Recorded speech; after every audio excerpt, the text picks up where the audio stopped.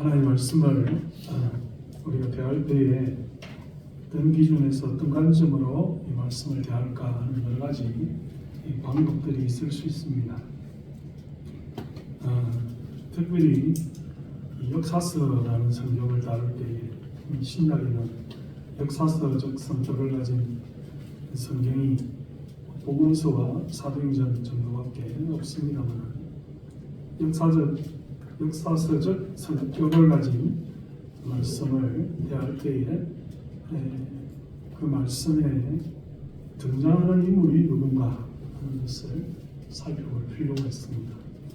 우리가 읽은 말씀에 등장하는 인물이 과연 누군가 하는 측면에서 말씀을 볼 필요가 있고, 두 번째는 이 등장하는 인물을 중심으로 어떤 사건들이 펼쳐지고 있는가. 우리가 육하 원칙에 의해서 누가 언제 어디서 무엇을 어떻게 왜 이런 원리를 가지고 그 기준하에 어떤 사건이 펼쳐지고 있는가 하는 관점에서 말씀을 볼 필요가 있고, 그 다음에 세 번째가 하나님이 말씀을 통해서 주시려고 하는 핵심 교훈은 어디 있는가, 하나님의 뜻이 무엇인가, 하나님의 의도는 어떻게 흘러가고 있는가 하는 점을 살펴보는 것이 말씀을 보는 데 있어서 세 가지 원칙이다, 역사서에 있어서 그렇다, 이렇게 말할 수 있습니다. 우리가 우리 인생을 살펴볼 때도 내 인생에 누가 주인공인가, 어떤 사람이 중요한가, 이런 사람을 살펴볼 수 있고, 또 내 인생에 어떤 사건이 일어나는가, 일주일 동안 있었던 가장 큰 핵심적인 사건은 뭔가, 또 다음 달에 있을 중요한 사건은 뭐겠는가, 이런 걸 예측할 수 있겠죠. 그리고 그런 사람들과 사건들 사이에서 하나님의 의도는 무엇이냐, 하나님의 뜻이 어디 있냐, 하나님의 핵심 사안은 무엇인가 하는 것을 생각해 볼 필요가 있을 것입니다. 오늘 우리가 이 말씀 사도행전 24장의 말씀을 보면 세 사람의 중요한 인물이 나옵니다. 첫째는 더블로라는 변호하는 사람, 변호사가 나오고, 둘째는 우리가 잘 아는 대로 말씀 전체의 주인공이라 할 수 있는 바울이 나오고, 또 이 더블로와 바울의 고발 변정 사건의 재판장으로 등장하는 벨릭스라는 사람이 나옵니다. 그리고 또 잘 언급이 되어져 있지 않지만 이 벨릭스의 아내 드루실라라고 하는 사람이 본문에 등장하고 있습니다. 그래서 이 네 명의 주요 등장인물들이 각자 어떤 역할을 담당하고 무슨 말을 하고 있고, 또 이 사건을 통해서 어떤 영향을 우리에게 주고 있는가 하는 것들을 살펴볼 필요가 있겠고요. 제가 이 사도행전을 쭉 강의를 하고 여러분들에게 말씀을 나누면서 저 개인적으로는 여러분들 중에 사도행전을 여러 번 읽어보았다 하는 사람이 글쎄요, 제가 추측하기로 사도행전을 한 5번 이상 읽어보고 한 번 이상은 정독해보았다 하는 사람들이 한 5명 정도는 될 걸로 예측을 하는데, 한번 손들어 볼까요? 내가 사도행전 좀 읽어봤다 하는 사람. 또 손들이세요. 제가 예측한 것보다 숫자가 적은 것 같아요. 자, 그러면 사도행전을 한 번이라도 읽어보고 사도행전의 내용이 어떻게 전개되고 있다는 것에 대해서 좀 나는 알고 있다. 한 번 정도는 읽어봤고 사도행전의 내용이 뭐라는 것은 알고 있다. 한번 손들어 볼까요? 그냥 자기 가슴 앞에 살짝 표시만 해보세요. 제가 말씀을 전하는데 굉장히 이게 중요합니다. 그래서 한번 여쭤보는 거예요. 손 내리세요. 나머지는 사도행전 이 금시초문이가 이번에 처음 대하고 무슨 말인지도 전혀 모르고 있다 이 말입니까? 그래요? 그러면 또 설교가 굉장히 길어질 수도 있어요. 설교가 다 설명해야 되니까 아는 사람들을 대상으로 설교하는 것과 전혀 금시초문인 사람들을 대상으로 설교하는 것은 완전히 다른 문제입니다. 근데 또 이 중에 여러분들 중에 몇몇은 뭐 오늘 본문이 사도행전 마태복음에 나는 관계 없고 관심 없다. 그냥 앉아 있는 것이다. 그냥 뭐 목사님 좋은 말씀 하시겠지. 나 별로 뭐 일어설 때도 별로 얻는 게 없을 것이다. 이렇게 생각하시는 분도 있을 수 있어요. 그런 분도 있을 수 있다고 제가 염두에 두고 말씀을 전합니다. 근데 제가 제 입장에서 사도행전이라는 성경을 보면서 제일 좀 답답했던 부분이 이 구간입니다. 23장, 24장, 25장 이 부분이 굉장히 답답한 부분이에요. 왜냐하면 사도 바울이 복음을 전하고 이 지역 저 지역 이 교회 저 교회를 세우고 핍박을 당하고 말씀을 전하고 하는 이런 막 다이나믹한 그런 이 여행기거든요. 사도행전이라는 것은 하나의 1차, 2차, 3차, 4차 전도 여행기잖아요. 근데 머물러 있으면서 사도 바울의 의도대로 진행이 안 되고 있는 그런 부분이 어디 있느냐라고 했을 때 이 부분이 23장, 24장, 25장 이 부분이 바울이 의도한 대로 지금 진행이 안 되고 있어요. 그리고 어떤 면에서 보면 전도 여행의 어떤 그 다이나믹한 역사가 일어나지 않는 것처럼 보여요. 주요 내용이 뭐냐면 예루살렘에서 고소 고발당해가지고 체포당하고 바울이 변정하고 있는 내용이고 그 다음에 우리가 잘 아는 대로 거의 죽을 뻔한 것을 천부장 루시아가 지난주 말씀입니다. 옮겨가지고 가이사랴 빌립보 그러니까 예루살렘에서 체포되어가지고 이스라엘 북쪽으로 옮겨갑니다. 그래서 북쪽에 있는 총독이라고 할 수 있는 오늘 우리가 보고 있는 벨릭스라고 하는 사람이 로마의 총독으로 있는 가이사랴 빌립보로 밤중에 천부장 루시아가 군사를 보내서 옮겨가잖아요. 그래서 거기서 있다가 한 2년 이상을 지냅니다. 지내면서 벨릭스가 그 다음 사람 베스도라는 사람 어떻게 보면 이스라엘 북부 지방을 관리하는 총독이 바뀝니다. 바뀌어서 베스도의 그 다스림 하에 제수로서 재판도 사실은 연기되어서 그 다음에 이제 거기에서 보면 사도행전 26장입니까? 26장에 보면 아그리파 왕이라는 사람에게 자기의 삶에 대해서, 죄에 대해서, 인생에 대해서, 복음에 대해서 또 한번 간증할 수 있는 기회를 줍니다. 기회를 주고 26장 하반절, 27장, 28장에 보면 제수로서 로마의 압송이 되어져 가면서 풍랑을 만나고 배가 자초되고 또 거기서 살아나고 마침내 로마에 도착했다라고 하는 이야기로 사도행전이 끝이 난다 이 말이죠. 그러니까 그것을 바울이 제수로 잡혀서 이 이스라엘 지역에서 대제사장이나 또는 총독이나 또는 아그리파 왕이나 이런 사람들에게 자신을 소명할 수 있는 기회를 준 그 장면 이후에 제수로 압송이 되어서 지중해를 거쳐서 그레데스에 좌초했다가 이태리에 도착하게 되는 그 과정을 우리가 제4차 전도여행으로 볼 것이냐 말 것이냐 성경학자들 사이에 좀 논란이 있는 장면이고 사도 바울이 주도적으로 자기가 스케줄을 짜고 사람을 편성해서 복음을 전하는 전도 여행 안디옥 교회를 출발해서 돌아오는 여정에서 1차, 2차, 3차의 전도 여행이 있고 제4차 전도 여행은 제수로서 예루살렘에서 로마에 이르기까지의 그 과정을 그리고 있다. 이게 이제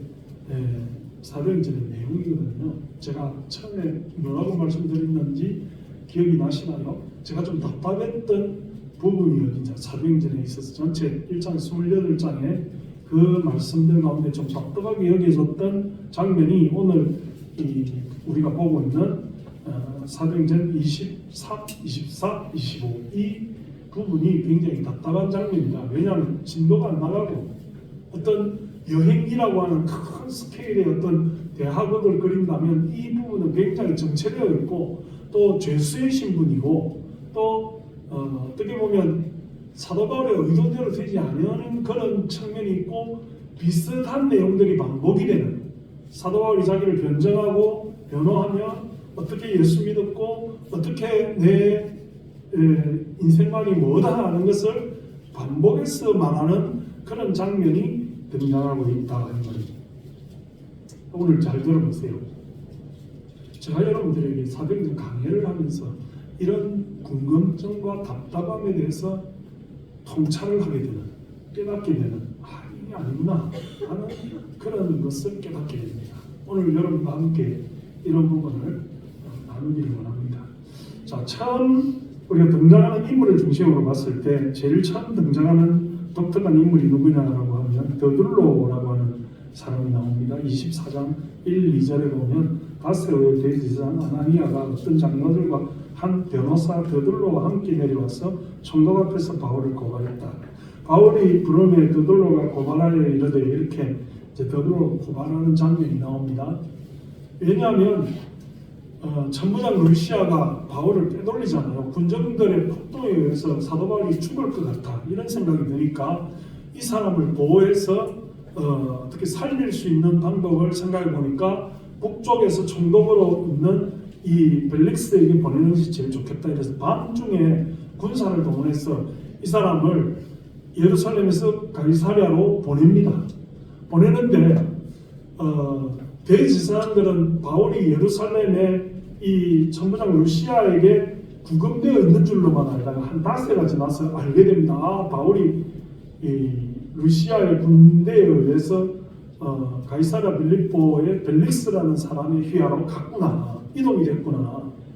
그래서 이제 이렇게 되면 로마의 총독의 휘하에 들어갔으니까 로마식으로 재판을 하는 수밖에 없겠고, 그렇다면 우리가 그 당시에 로마인으로서 가장 유력한 변호사를 고용해서 그 사람을 통해서 바울을 박살을 내야 되겠다, 이렇게 생각을 하게 된 겁니다. 그전에는 예루살렘에 있을 때는 유대인들의 영향이 강하고 헤로당의 역할이 강했으므로 자기들의 힘으로 종교적 법으로 어떻게 할 수 있었겠다 싶어서 바울을 탄핵을 하려고 엄청나게 소요를 일으켰다가 밤에 천부장 루시아가 바울을 빼돌려서 북쪽에 있는 총독의 휘하로 보내었으니까 거기는 로마법으로 이 바울을 정죄를 해야 되겠으니 로마에서 가장 유력한 변호사를 사서 우리가 정식 재판을 벌여서 바울을 손봐야 되겠다, 이렇게 생각을 한 겁니다.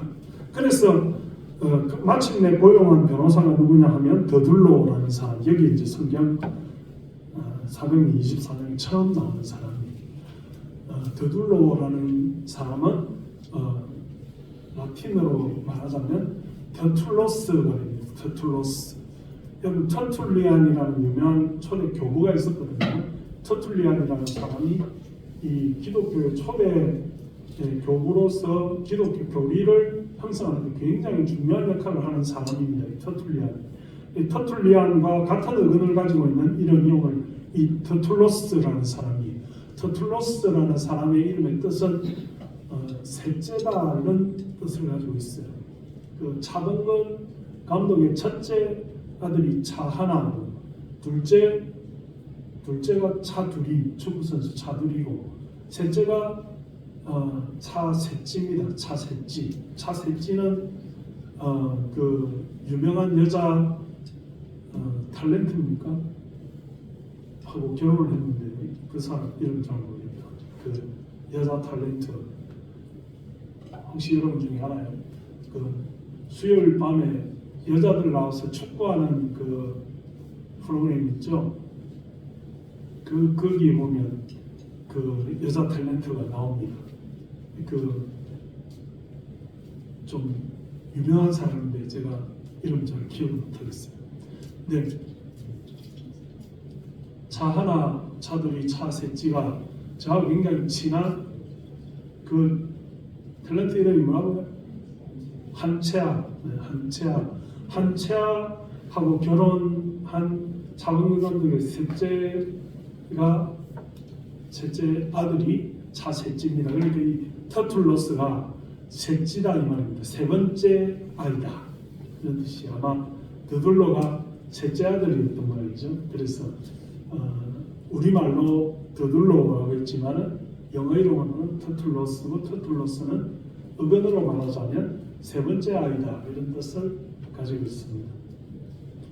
이 유명하고 똑똑한 돈 많이 주고 산 변호사가 뭐라고 말하느냐면 3절에 보니까 벨릭스 각하여 우리가 당신을 힘입어 태평을 누리고 또 이 민족이 당신의 성경으로 말미암아 여러 가지로 개선된 것을 우리가 어느 모양으로는 어느 것에서나 크게 감사하다 했습니다.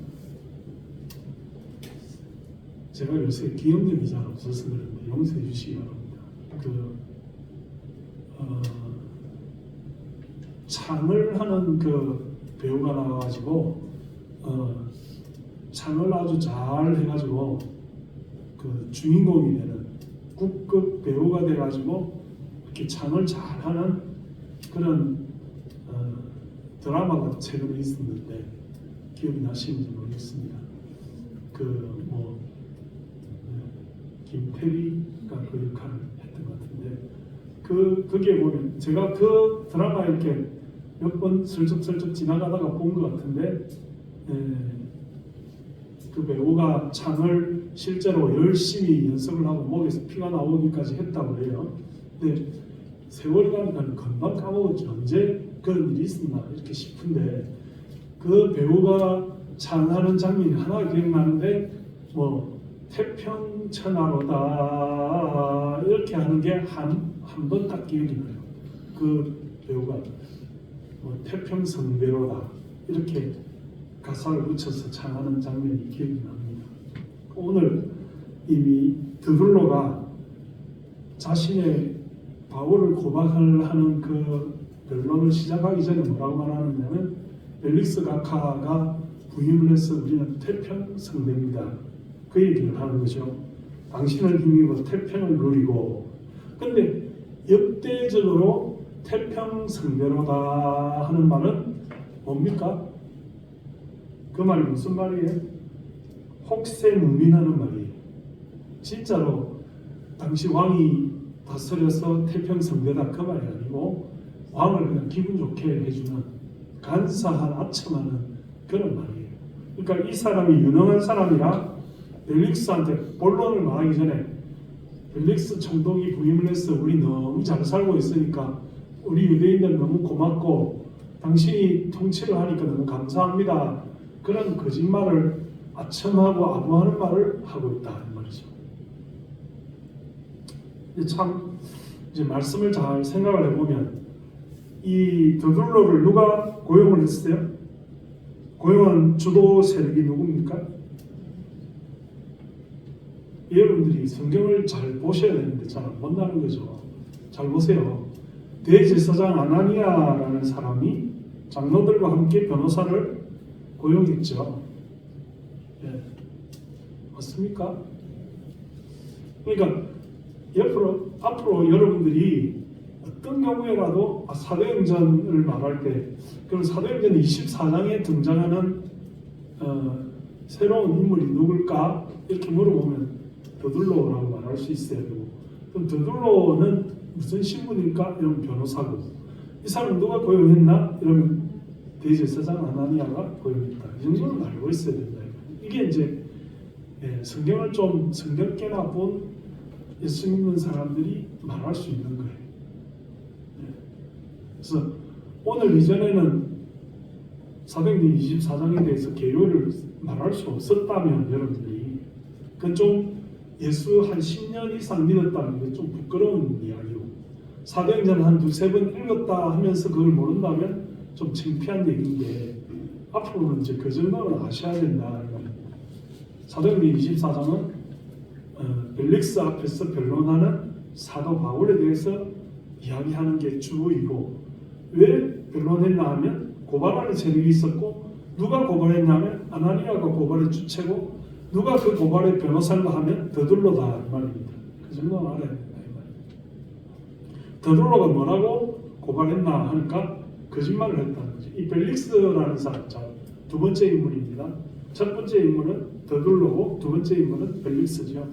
벨릭스는 이 가이사라 빌립보에서 유대 북쪽을 통치하는 로마가 파견한 총독입니다. 총독인데 이 벨릭스라는 인물이 역사적인 인물인데 연구를 해보니까 벨릭스의 출신 성분이 뭐냐면 귀족이 아니고 노예로부터 시작해서 총독에 이르는 아주 입지전적인 인물이, 굉장히 정말 가장 낮은 하층민으로부터 가장 어떻게 보면 유대 전체를 다스리는 총독의 지위에 이를 수 있었다는 것은 대단한 자수성가한 사람이다 이렇게 말할 수 있죠. 근데 이 사람이 이렇게 되기까지 통치를 잘했을까요? 인간성이 좋았을까요? 아니면 이 사람은 존경을 받을 만한 인물이었을까요? 아니었겠죠. 밑바닥에서 최상류층까지 출세할 수 있었다는 것은 엄청난 노력, 엄청난 윗사람들에게 잘 보이려고 하는 애쓰는 그런 태도, 또 시기와 때를 굉장히 잘 판단하고 분별해서 적재적소를 활용하는 그런 지혜, 좋게 말하자면 그런 게 있었기 때문에 그렇다는 거죠.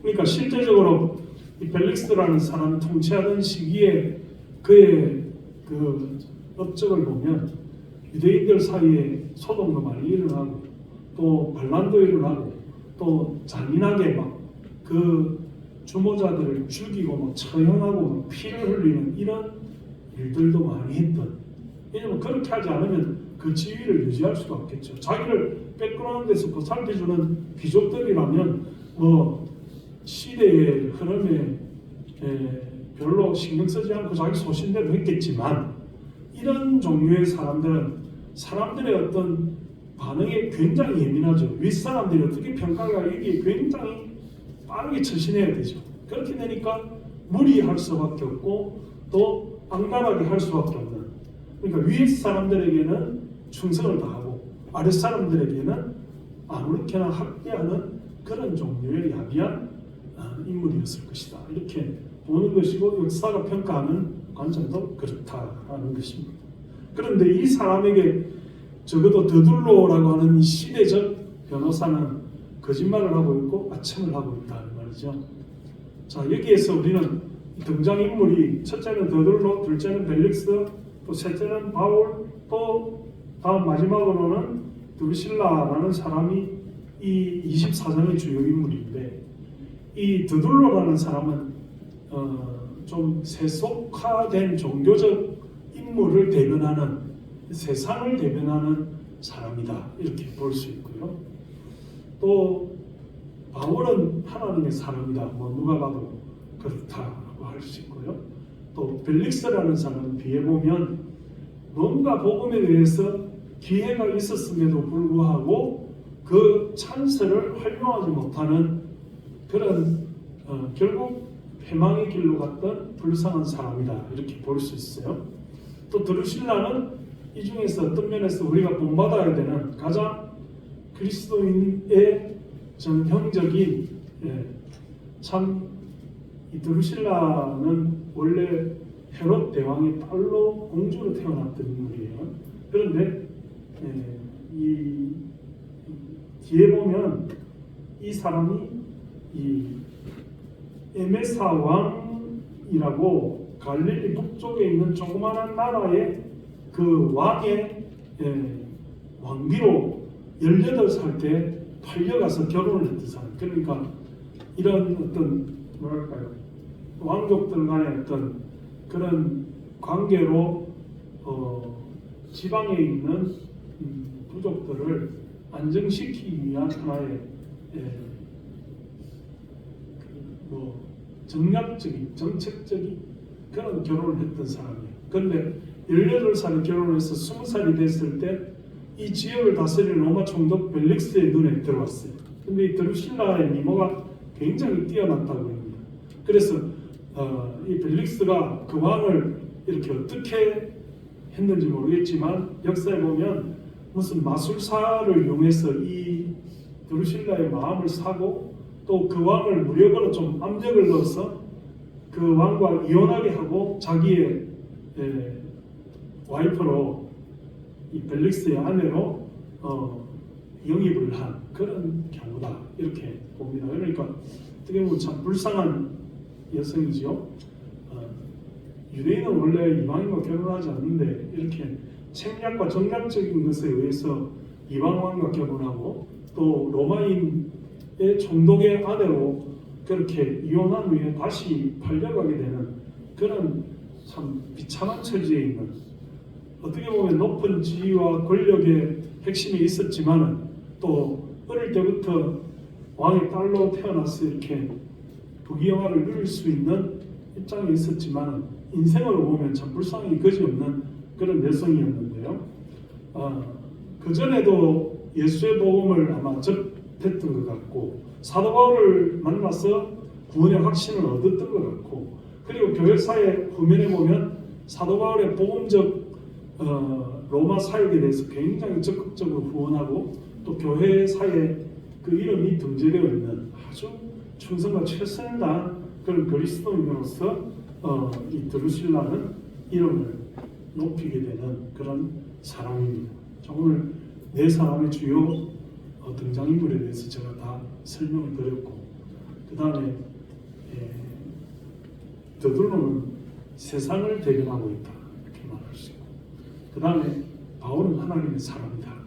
그 다음에 벨릭스는 기회가 있었지만 구원의 찬스를 잡지 못한 멸망해버린 비참한 권력자다 이렇게 말할 수 있고, 그 다음에 드루실라는 그 가운데서 하나님 앞에 참 길과 생명을 찾은 여성 그리스도입니다 이렇게 말할 수 있다고 했습니다.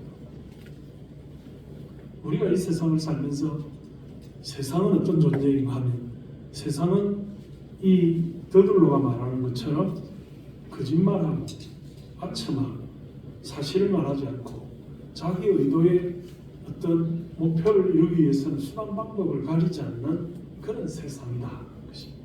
여러분 주위에 있는 많은 사람들 중에 어떤 사람들이 있습니까? 더둘로와 같은 사람들이 있습니다. 돈으로 고용이 돼가지고 똑똑하고 말도 잘하지만 그가 하는 모든 말은 자기의 진심이 아니고 자기 목표를 이루기 위한 그런 말들이고 우리를 깨어내기 위한 말들이고 아침하면 우리를 혹세무민하고 교훈 영세가는 그런 말이다. 그런 인생이다. 그런 사람들이 우리 주위에 있다. 본질을 흐리고 세상에 속해서 거짓말하고 아첨하고 아부하는 그런 사람들이 우리 주위에 있다 이 말이죠. 이 사람이 뭐라고 고발하느냐면 세 가지 고발을 하고 있는데 사도 바울을 가리켜서 5절에 우리가 보니 이 사람은 전염병 같은 사람이다. 사도 바울을 굉장히 악랄하고 정말 가까이 해서는 안 되고 정말 그 사람을 평가절하하는 그런 말로서 사도 바울을 수식하는 많은 표현들이 있겠지만은 전염병 같은 사람이다 이렇게 소개를 하면서 그가 한 나쁜 일들은 첫째로는 천하에 흩어진 유대인들을 다 소유하게 하는 자. 로마가 통치하고 있는 식민지에서 가장 로마가 두려워하고 가장 크게 엄중하게 보는 게 뭐겠습니까? 반란이 일어나고 소요 사태가 일어나는 것을 굉장히 싫어하고 엄중하게 보죠. 근데 사도 바울은 소요를 일으키는 사람이다. 첫째 고발의 요소. 둘째는 나사렛 이단의 우두머리다. 두 번째 고발의 내용입니다. 세 번째는 또 그가 성전을 더럽게 하려 함으로 우리가 잡았다. 이렇게 말하고 있다는 것입니다. 자, 세상은 우리에게 거짓말하고 우리를 현혹시키는 존재인데 세상은 우리에게 그리스도인으로서의 어떤 위치를 지키려고 하는 우리를 어떻게 하려고 한다고요? 고발하고 고소하며 무너뜨리려고 하고 우리를 잡아채려고 하는 사탄의 전략이 끊임없이 강력하게 끈질기게 일어나는 그런 존재들이다 이 말입니다. 세상이 악한 마귀의 책략을 받는 사람들은 그리스도인들을 무너뜨리려고 하는데 수단 방법을 가리지 않는 그런 존재들이다. 이 모든 고발의 요소는 사실은 거짓말이지. 거짓말인데 아주 논리 정연하고 이 어떤 객관적인 입장에서 재판을 하는 사람의 입장에서는 이 사람의 변론을 듣고 있으면 여기는 그냥 둬서는 안 되겠다 이런 생각이 들게끔 하는 그런 고발의 내용입니다. 그런데 바울이 이제 오늘 읽은 우리가 10절 이하의 바울의 방어가 나옵니다. 바울은 변호사를 대동하지 않고 보통 사람들이 법률적 쟁점이 있을 때 고소고발 사건이 있을 때 자기가 스스로 하지 않고 변호사를 고용하죠. 그래서 원고 측 변호인이 있고 피고 측 변호인이 있고 형사사건에는 원고 측에는 검사가 있고 피고 측에는 변호인이 방어를 하죠. 그런데 사도 바울은 자기 스스로 방어합니다. 뭐라고 대답하느냐 하면 총독이 바울에게 머리를 표시하여 말하라 하니 그가 대답하되 당신이 여러 해 전부터 이 민족의 재판장 된 것을 내가 알고 내 사건에 대하여 기꺼이 변론한다. 이 바울의 변론은 벨릭스에 대해서 올려준다든지 무슨 칭찬해 준다든지 무슨 받침을 하는 그런 내용이 전혀 없어요. 있는 그대로만 말합니다. 당신이 지금 이 재판을 주도해서 판결을 내리는 재판장이니까 내가 지금 변론한다 이렇게 말하고 뭐라고 말하느냐 하면 당신이 아실 수 있는 바와 같이 내가 예루살렘에 예배하러 올라간 지 열이틀밖에 안 되었고 아주 시간이 짧다는 거죠. 그들이 내가 성전에서 누구와 변론하는 것이나 해당의 시중의 무리와 소동하게 하는 것을 보지 못하였다. 그래서 그 사건에 대해서 증거나 증명할 수 있는 그런 내용이 하나도 없다. 그리고 이제 나를 고발하는 모든 일에 대하여 그들이 능히 당신 앞에 내세울 것이 없다. 내용이 없다는 거죠. 증거를 대고 증인이 있어야 되는데 그게 없다는 것이죠. 그러나 이것을 당신께 고백하리다. 나는 그들이 이단이라 하는 도를 따라 조상의 하나님을 섬기고 율법과 선지자들의 글에 기록된 것을 다 믿으며 그들이 기다리는 바 하나님을 향한 소망을 나도 가졌다. 이렇게 하면서 자신의 신앙 고백을 하고 있다. 자, 제가 아까 말씀을 드렸죠. 이 지금 사도 바울이 고소 고발을 당해서 자기를 변론하고 이런 데 드는 시간이 너무 가치 없이 느껴진다. 제가 느끼는 것은 너무 더디고 너무 진행이 안 되고 바울이 원하는 스케줄을 따라 움직이지 않고 갇혀 있는 시간이 너무 길어서 너무 이게 답답하다. 사도행전의 전체 중에서 답답하다 이렇게 말씀을 드렸죠. 그런데 오늘 제가 이 말씀을 묵상하면서 하나님의 뜻이 뭔가 이걸 이제 가지고 가고요. 하나님의 뜻이 뭔가 이런 여러 가지 절차와 시간들과 갇혀 있는 것과 자기를 고백하고 변론하고 신앙 고백하는 이런 와중에서 어떻게 보면 아나니아 앞에서 말하고 또 벨릭스 앞에서 베스도 앞에서 또 아그리파 왕 앞에서 이렇게 한 4번 5번 이렇게 비슷한 말을 반복하게 되는 이유가 뭘까? 이런 생각을 해보니까 사도 바울이 고백하는 자기 변론과 어떤 신앙 고백을 통해서 많은 사람들이 그 예수 그리스도가 누군가에 대해서 제대로 깨닫게 되는 복음 확장의 통로를 하나님께서 열어놓고 있다.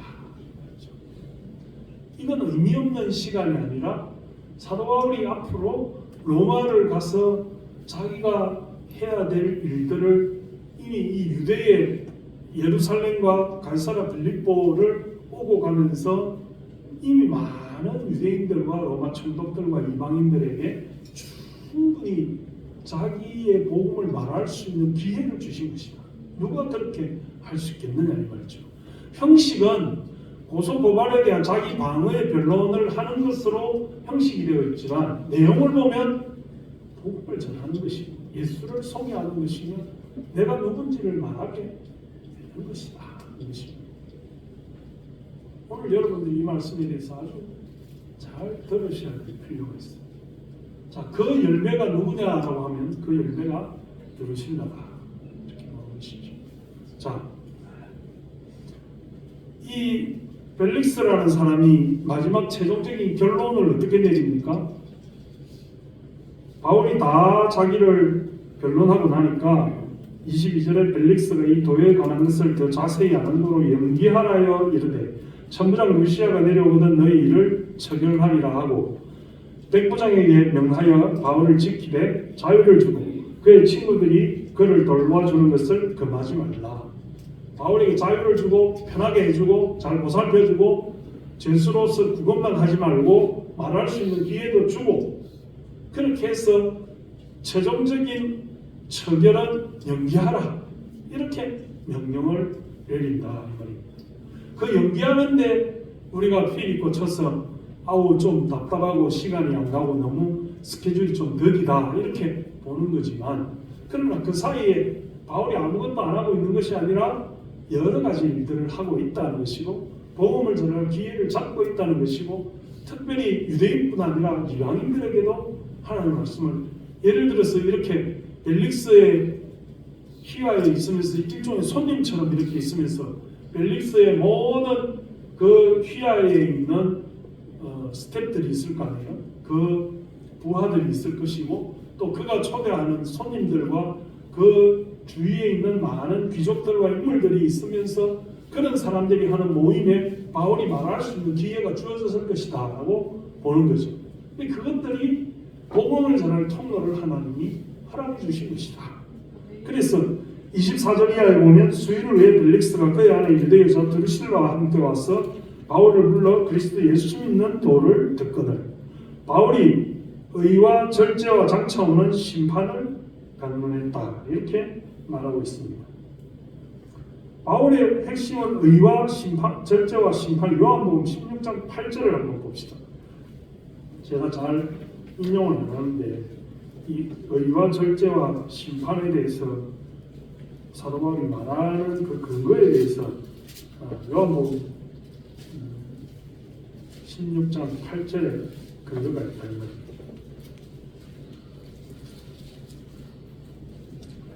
요한복음 16장 8절 175페이지 한번 같이 읽어볼까요? 시작. 그가 와서 죄에 대하여 의에 대하여 심판에 대하여 세상을 책망하시라. 누가 왔어요? 그가 와서 그가 누굽니까? 예수님입니까? 성령님입니까? 요한복음 16장은 성령님에 대한 성경이죠. 성령에 충만해서 사도 바울이 뭘 설교했냐? 벨릭스와 드루실라에게 뭘 말하고 있느냐? 의가 뭡니까? 영어로 righteousness, 헬라어로 디카이오스. 옳은 게 뭐냐? 인간이 살면서 바르게 살고 옳게 사는 게 뭐냐? 진짜가 뭐냐? 그게 의라 이 말입니다. 답이 뭐냐? 인생이 퀘스천 마크라면 답이 뭐냐? 자, 크업에게 있어서 의는 뭘까요? 크업의 의는 뭘까요? 물을 담는 것이죠. 그렇죠? 크업이 이쁘고 제가 특정한 상표를 좋아하는 것은 아닙니다만 스타 땡땡입니다. 스타 땡땡이라고 써져 있네요. 근데 이 컵은 디자인이 이쁘고 아무리 컵이 색깔이 컬러가 좋다 해도 컵이 물을 담을 수가 없으면 아무 의미가 없죠. 인생이 마찬가지입니다. 우리가 아무리 이쁘고 키가 크고 잘생기고 돈이 많고 권력이 있고 오래 살고 건강해도 인생의 본질적인 목표를 만들어주신 우리의 영의 창조자이신 하나님을 영화롭게 하는 그 목표를 이루지 못하면 우리 인생은 방점이에요. 사람들이 왜 바쁘게 삽니까? 인생이 짧으니까 바쁘게 살죠. 근데 우리 그리스도인은 그렇게 세상에 바쁠 이유가 왜 없습니까? 부활과 영생이 있으니까. 부활과 영생이 있으니까 우리는 바쁘게 살 필요가 없고 돈을 모을 필요가 없고 우리의 모든 부귀영화는 어디 있습니까? 천국에 있습니다. 먹고 사는 것 정도만 하면 돼. 응? 많이 모아가지고 자식한테 물려주는 게 우리 인생의 목표가 아니에요. 예수 안 믿는 사람의 목표는 그거일 수 있지.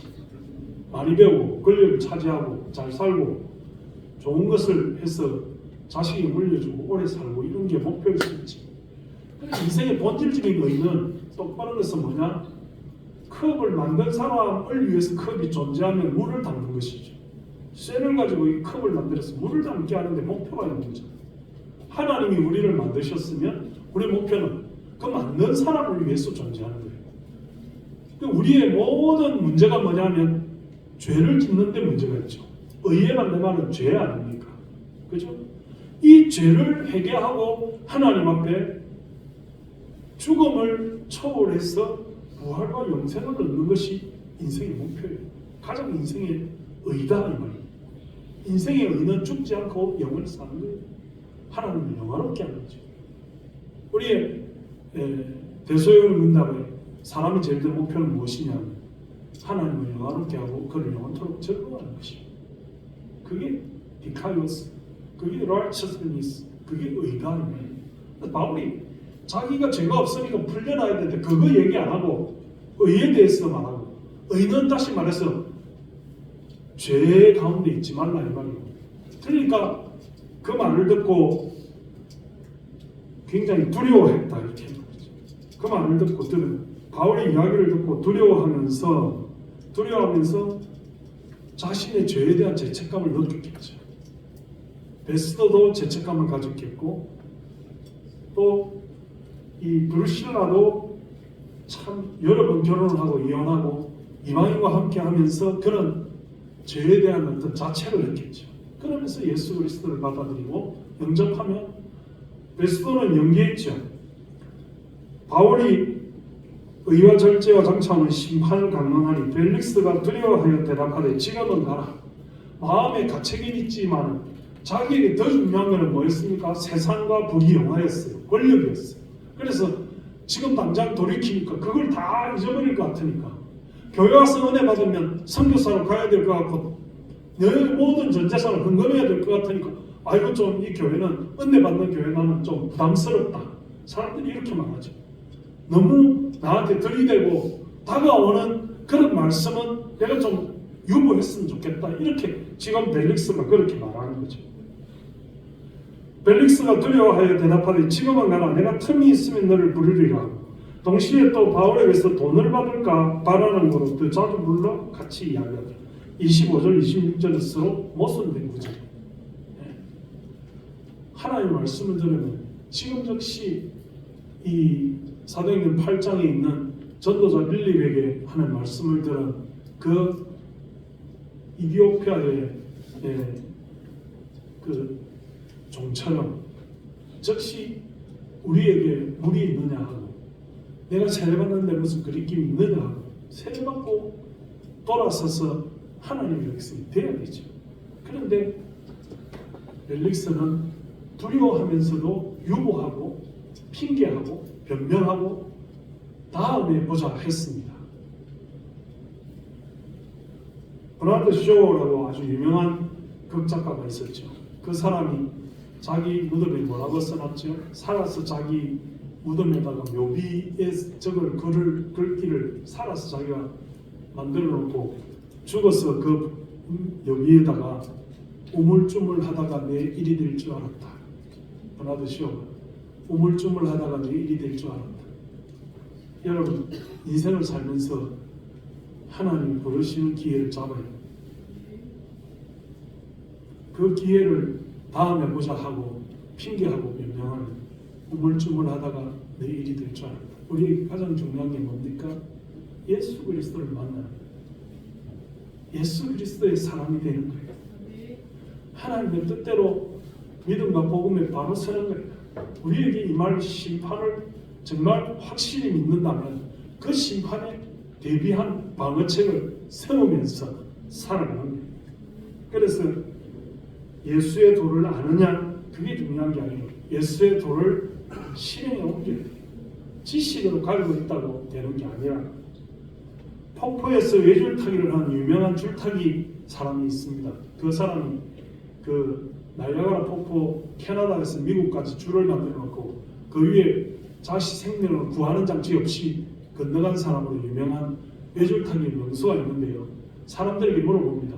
내가 이 빌딩 꼭대기에서 저 빌딩 꼭대기에 외줄을 타고 건너갈 수 있는 것을 믿느냐? 사람들이 다 예 믿습니다. 이랬다. 그럼 내 등에 엎혀볼래? 내 등에 엎혀서 한번 건너볼래? 아무도 안 건너가요. 하나님의 말씀을 아는 지식은 있는데 그 믿음으로 실행에 옮겨서 자기의 목숨을 거는 그런 사람은 없더라는 거죠. 우리가 지식으로 예수를 아는 것과 하나님의 말씀을 지식으로 성경을 아는 것과 그리고 그 지식이 아니라 믿음에 목숨을 맡기는 것은 전혀 별개입니다. 오늘 우리가 이 세상을 살아가면서 참 불쌍한 벨릭스와 같은 사람이 되지 말고 하나님 앞에 믿음으로 충성과 최선을 다한 드루실라와 같은 사람 되기를 주님의 이름으로 축원합니다.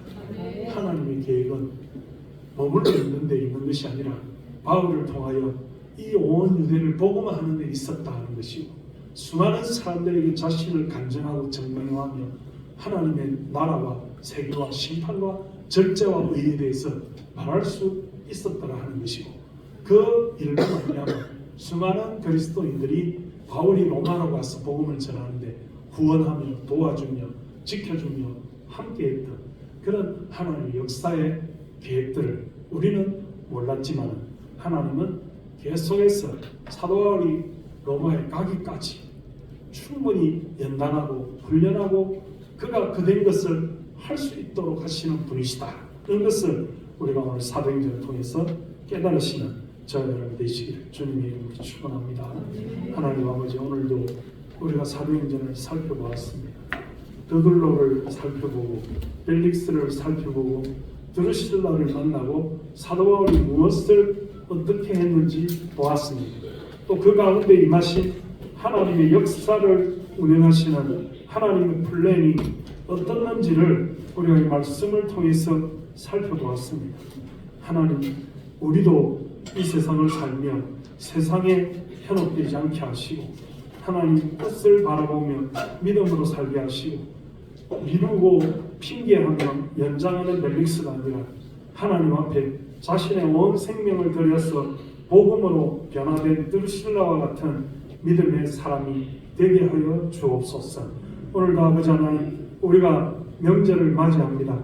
하나님, 우리의 마음이 분주하고 바쁩니다. 그러나 본질이 어디 있는지, 하나님 뜻이 어디 있는지, 믿음으로 어떻게 살 건지 예수를 만난 사람이 되게 하여 주옵소서. 예수님의 이름으로 감사하며 기도드리옵나이다. 아멘. 이 시간에